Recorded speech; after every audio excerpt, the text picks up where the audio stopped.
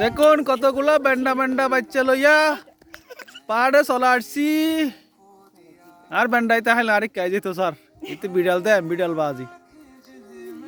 একটু কেলে দেখুন তোমার নাম কি দে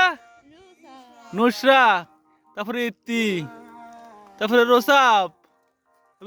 তোমার নাম কি ওহি জানি না তো সেজন্য বলছি আর কি